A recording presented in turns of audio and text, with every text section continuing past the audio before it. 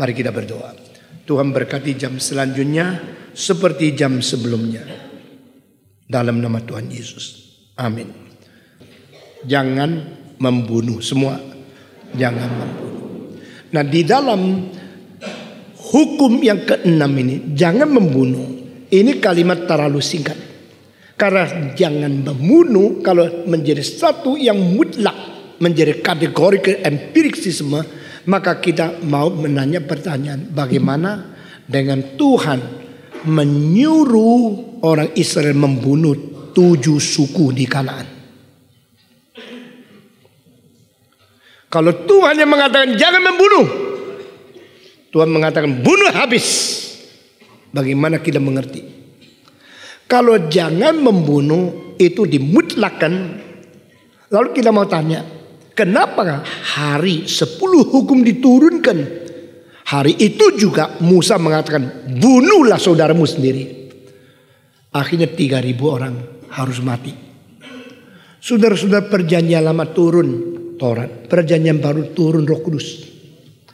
Hari turun hukum Taurat. Hari 10 hukum diturunkan. Hari itu 3.000 orang yang dibunuh. Hari Roh Kudus turun. Hari itu 3.000 orang yang diselamatkan. Ini semua bukan kebetulan. Kitab suci mempunyai satu bentuk organik yang begitu erat. Rahasia yang begitu dalam. Dan keseimbangan. Dan struktur yang begitu rumit. Sehingga tidak ada seorang literatur sanggup menulis buku seperti ini. Semua pujangga, semua penulis yang terbesar adalah hasil zaman. Mereka menghasilkan buku untuk sejaman, yang lebih agung untuk zaman selanjutnya, yang paling agung untuk segala zaman. Tetapi bagaimanapun tulisan yang terbaik dari pujangga terbesar di dunia ini hanya untuk dunia ini, karena berasal daripada orang yang dimiliki dunia ini. Yohanes pasal 3 bagian akhir mengatakan, yang dari surga bicara tentang surga, yang dari bumi berasal dari dunia berbicara tentang bumi. Firman Tuhan begitu ajaib.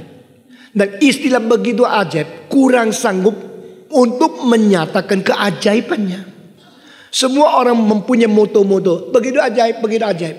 Tapi apa ajaibnya? Sampai di mana ajaibnya? Pendeta 100.000 dari semua zaman dikumpulkan, tidak mungkin menyatakan keseluruhan keajaiban dari Alkitab.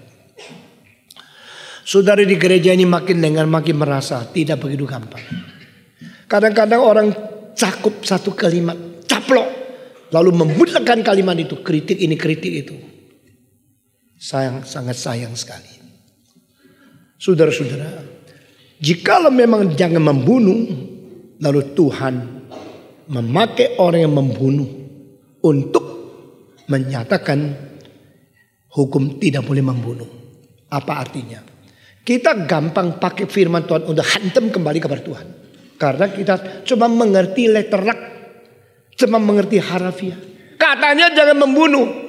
Apa artinya? Kenapa engkau suruh-suruh orang membunuh? Kenapa hari itu juga hukum Taurat diturunkan, hari itu menuntut 3.000 orang harus mati? Ini Alkitab.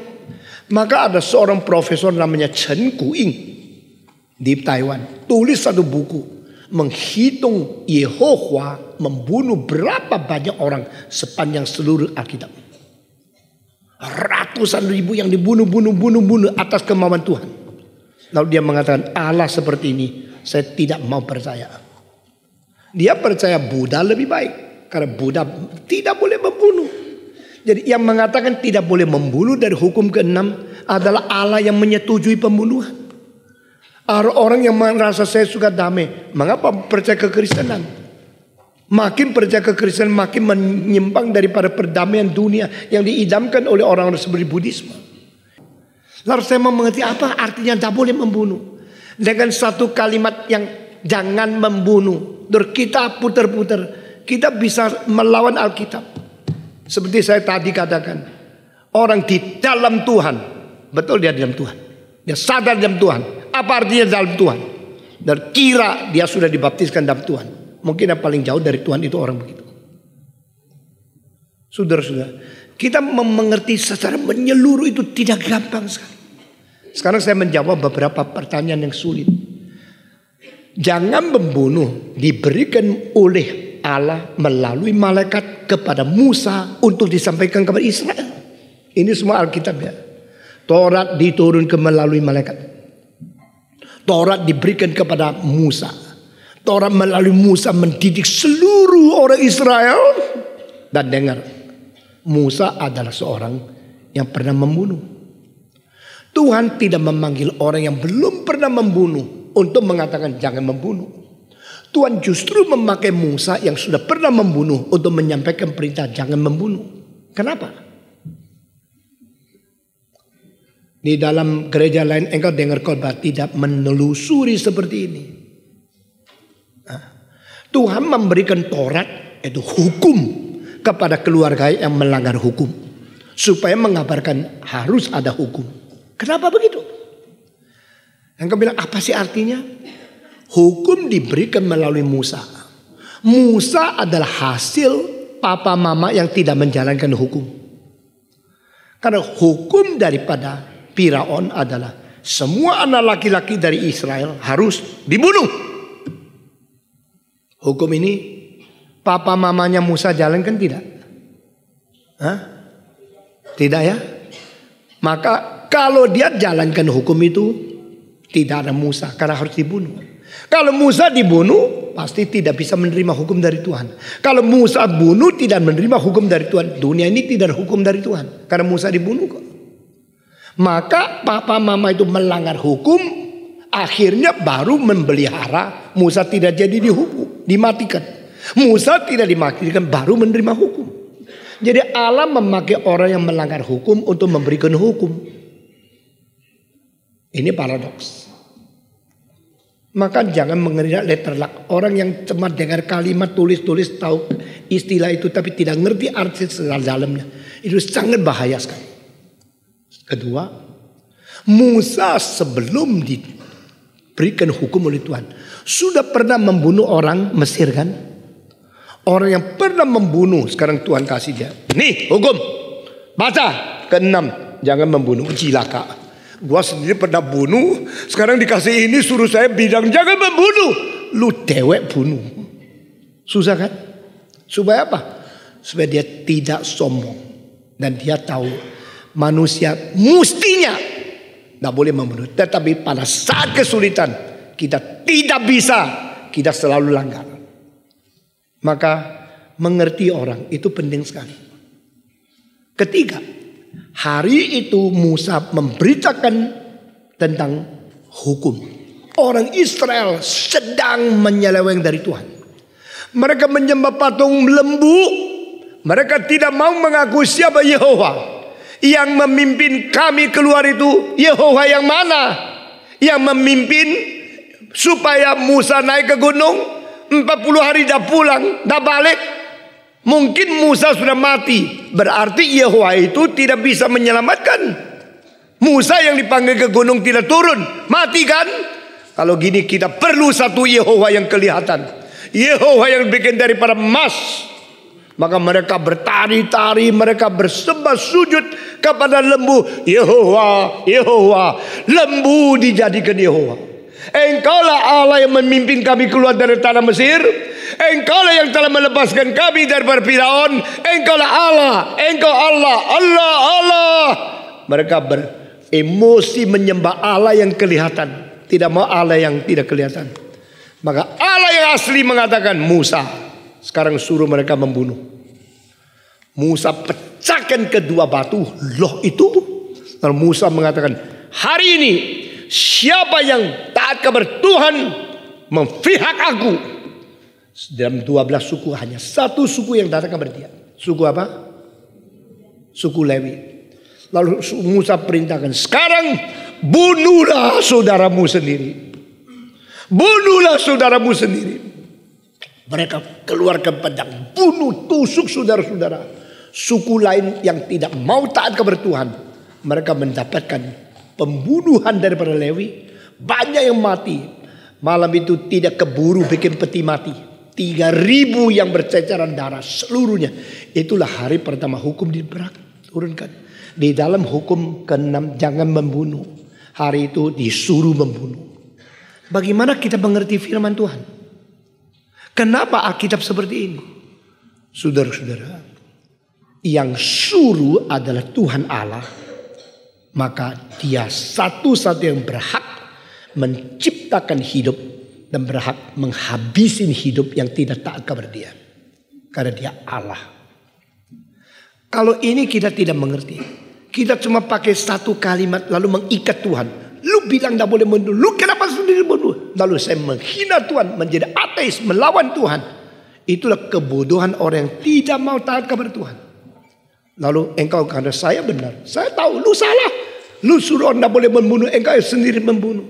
Siapa dia? Dia pencipta manusia, pemberi hidup. Dan dia satu-satunya berhak untuk mengambil hidup kembali. Karena dia Tuhan dari hidup. The master of life. The giver of life. The controller of life. The judge of life. The one who is authoritative enough. And the only one to give and to take away the life. Kalau kita memakai satu istilah, lalu kita kira kita sudah mengerti firman Tuhan, itu bahaya sekali.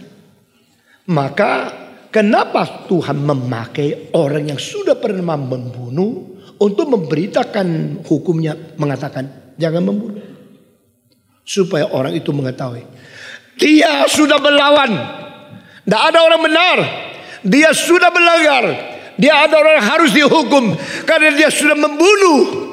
Maka sekarang dia memberitakan firman bukan berdasarkan dia baik. Saudara-saudara, jangan kira kalau engkau baik baru engkau bisa dipakai Tuhan. Tuhan justru suka memakai orang yang jelek sekali, akhirnya merubah dia dan menjadikan dia hamba Tuhan yang paling kuat. Di dalam buku daripada Rauschenbusch, dia mengutip kalimat begini: yang paling melawan Farisi adalah orang yang pernah menjadi Farisi, Paulus. Yang paling melawan militer adalah orang menjadi militer, Tolstoy. Yang paling melawan perbudakan ada orang yang pernah diperbudak, William Force. Dan dengan satu-satu dipetik baru membuka mata kita bahwa Allah memakai orang yang pernah terjun di dalam perzinahan. Akhirnya dia mengetahui perzinahan itu pada rusak. Dia menganjurkan orang jangan. Allah memakai orang yang pernah divorce atau pernah itu cerai. Akhirnya dia mulai memperbaiki banyak keluarga karena dia tahu kepahitan itu. Allah memakai orang yang pernah lemah tubuhnya, akhirnya memperhatikan akan kesehatan. Allah pernah memakai orang yang pernah jadi anak yang piatu untuk akhirnya buka rumah piatu. Orang yang baik-baik, orang yang sehat, orang yang tidak pernah mengalami kesulitan, cuma membanggakan saya baik lebih orang lain. Seumur hidup tidak kerja apa-apa. Allah memakai orang yang pernah membunuh seperti Musa untuk menjadi hamba Tuhan, memberitakan jangan membunuh. Ini semua keajaiban Tuhan yang kita tidak sadar. Kita cuma sadar ayat-ayat yang kita pakai. Oh ini bagus, ini bagus. Saudara-saudara, biar kita melihat cara Tuhan menangani hal-hal ini. Lalu Tuhan bukan sedang memakai Musa yang pernah membunuh untuk memberitakan firman Tuhan tidak boleh membunuh. Supaya dia sampai memberitakan, dia sampai gemetar. Karena saya sendiri sudah pernah melanggar. Bagaimana saya sanggup, bagaimana saya layak menjadi hamba Tuhan. Justru orang yang sadar dia tidak layak menjadi hamba Tuhan, dia dipakai Tuhan. Justru orang yang tidak beres dan bertobat, akhirnya dia bereskan oleh Tuhan. Saudara-saudara, kita melihat semua keajaiban paradoks ini. Ini kelebihan Alkitab dari semua agama lain. Di dalam agama Kristen masih banyak orang memakai mental agama lain untuk mau mengerti firman Tuhan. Tidak bisa. Saudara-saudara. Lalu Tuhan mengatakan, sekarang bunuhlah saudaramu. Mereka membunuh 3.000 orang itu. Baru berhentilah kemarahan Tuhan. Berarti apa? Ada hukuman dari Tuhan untuk orang. Dan hukuman termasuk harus menghabisin hidup mereka secara keadilan Tuhan yang mutlak. Dan tak mungkin Allah membunuh satu orang dengan tidak ada alasan cukup daripada Allah sebagai mutlak total kebenaran itu sendiri.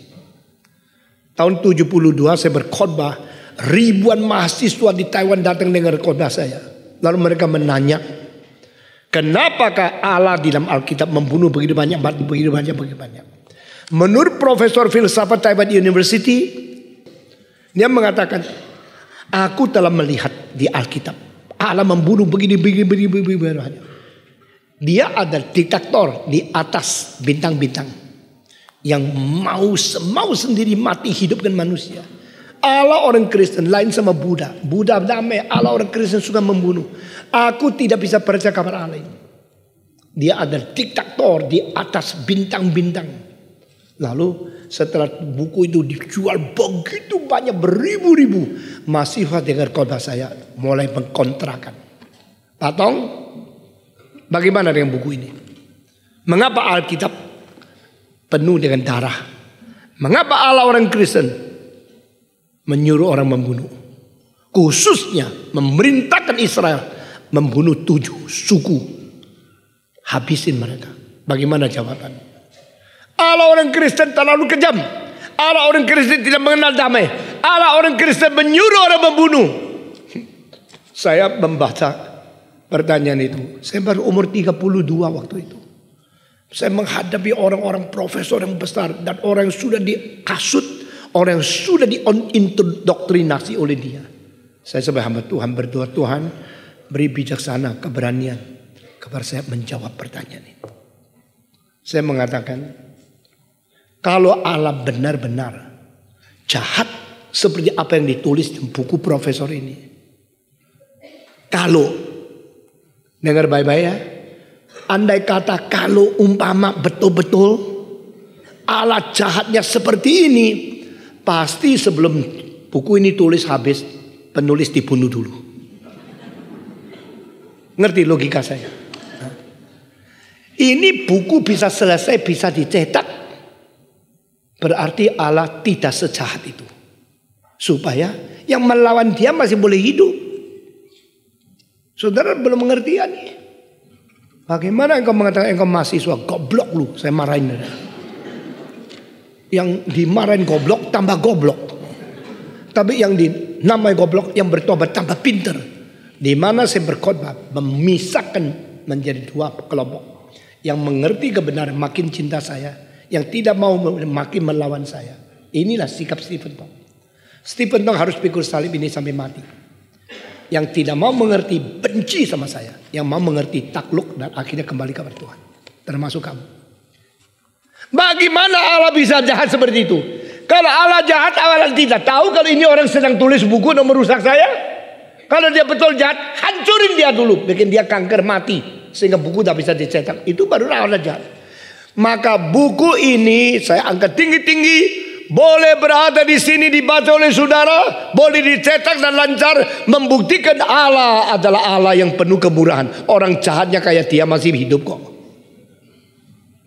Banyak orang sadar. Nah, kenapa Allah membuat orang ini masih jahat boleh hidup? Mengapa Allah membuat orang yang baik mati? Mengapa Allah mengizinkan orang-orang dibunuh? Mengapa Allah memerintahkan orang Israel tidak boleh membunuh, tapi dia mengatakan bunuhlah mereka? Paradoks. Allah pelin-pelan, Allah tidak konsisten. Nah, orang pikiran dangkal selalu pakai cara gini untuk hantam kekristenan. Saudara-saudara,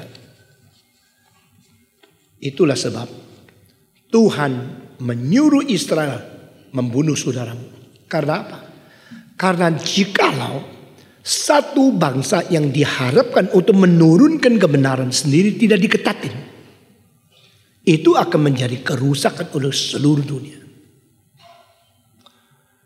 Saudara-saudara, jikalau Tuhan mau memelihara satu bangsa dengan cara saringan yang sangat menakutkan, saya mengatakan kalimat ini ingin nangis. Abraham, aku mau mengenai engkau menjadi berkat segala bangsa. Tapi anak Abraham yang dipilih cuma satu, Ishak. Ismail dikucilkan. Ishak, aku memilih engkau untuk menjadi berkat bagi segala bangsa. Anak Ishak yang dipilih Yakub, Esau, dikucilkan. Reform, sebagian reform akan dikucilkan. Kenapa pendeta-pendeta reform ada yang pergi? Ini semua bersangkut paut dengan rencana Allah yang tidak boleh dikompromikan. Saudara-saudara sekalian, sulit mengutarakan semua yang saya ingin beritahu kepada saudara. Karena saudara pun tidak tentu bisa sanggup mengerti semua yang saya mau katakan. Tetapi hari ini kita sudah melihat satu keadaan paradoks. Karena melanggar hukum, orang itu baru diterima hukum dari Tuhan. Karena pernah membunuh, orang itu yang dipakai Tuhan untuk membicarakan jangan membunuh. Karena waktu dia mengatakan kalimat itu, tapi orang tidak mau taat, akhirnya Tuhan suruh dia membunuh. Tuhan membunuh begitu banyak. Saat orang Israel dikutuk oleh seorang raja. Dan raja itu suruh Nabi Bilaam mengkutuk orang Israel. Tuhan memutar lidah dari Nabi yang karena tamak, karena cinta emas, uang, perak, mau mengkutuk Tuhan punya murid, Tuhan punya umat Tuhan. Tuhan membuat lidah dia membicarakan bukan kutukan, tetapi pemberkatan. Saudara-saudara, akhirnya nabi palsu itu mengatakan kalau begini, saya tidak bisa mengkutuk, Tuhan tidak mengizinkan. Saya ada cara bikin mereka hancur. Supaya mereka berzina. Setelah mereka berzina, Tuhan akan hancurkan mereka. Tidak usah saya kutuk. Di tengah-tengah perzinahan itu, Tuhan turunkan wabah. Di mana ribuan orang mati. Tuhan menghukum mereka. Sampai kapan? Sampai pada waktu seorang muda, Finehas, menusuk hati seorang yang membawa pelacur masuk ke dalam kemah perhimpunan orang Israel. Wabah langsung berhenti. Pembunuhan ini kali adalah pembunuhan yang diizinkan oleh Tuhan, yang mengerti isi hati Tuhan. Sama seperti bunuhlah saudaramu hari ini, 3.000 orang mati, lalu berhentilah kemarahan Tuhan. Jadi ada pembunuhan yang menghentikan pembunuhan. Ada pembunuhan yang menghentikan hidup lain. Ada pembunuhan berdasar kemarahan manusia. Ada pembunuhan yang berdasarkan keadilan Tuhan Allah. Saudara-saudara, bagaimana militer harus membunuh orang. Bagaimana dengan aborsi, itu membunuh orang, bayi kecil. Bagaimana eutanasia, itu membunuh orang. Ini semua harus dituntaskan. Kita tidak boleh menjadi orang Kristen seenaknya, sembarangan. Kita menjadi orang Kristen tuntas mengerti kehendak Tuhan. Dan mengerti sifat paradoksnya. Mengerti lebih daripada harafiannya. Mengerti lebih dalam daripada catatan huruf-huruf. Mengerti lebih daripada hanya sekedar perkataan-perkataan. Karena Tuhan itu hidup adanya. Saudara-saudara, terakhir hari ini saya pesan satu hal. Jangan membunuh diri semua. Membunuh diri sama dengan membunuh orang. Karena dirimu adalah orang. Saya tidak katakan orang itu semua sanggup hidup sampai mati wajar. Ada orang tidak tahan akhirnya membunuh diri. Saya tetap mau mengerti, tapi tidak setuju. Karena hidup itu serius. Hidup itu hormat. Hidup itu sangat respect. Nah justru karena ini, maka karena hidup itu serius, hidup itu hormat, banyak orang sengaja mempertahankan orang yang seharusnya mati supaya tidak boleh mati, dengan kasih oksigen kelebihan selanjutnya terus menerus. Nah itu bagaimana? Saudara-saudara, kita tidak boleh membunuh diri. Kita tidak boleh menghabisin napas sendiri karena kita bukan yang memiliki hidup. Kita adalah yang memelihara hidup yang diberikan. Pemilik hidup yang asli adalah Tuhan Allah sendiri. pemberi hidup yang asli adalah Tuhan Allah sendiri. Maka kita harus menghormati hidup yang diberikan oleh Tuhan. Mari kita berdoa. Tuhan berkati pendengaran firman yang sudah Tuhan karuniakan kepada kami. Kesempatan seperti ini. Beri bijaksana kepada kami. Beri perasaan takut kepada Tuhan kepada kami. Beri pengejaran dan aus akan firman kepada kami. Sehingga kami tidak separuh-paruh mengerti dan akhirnya kami menjerat diri. Dalam nama Tuhan Yesus kami berdoa. Amin.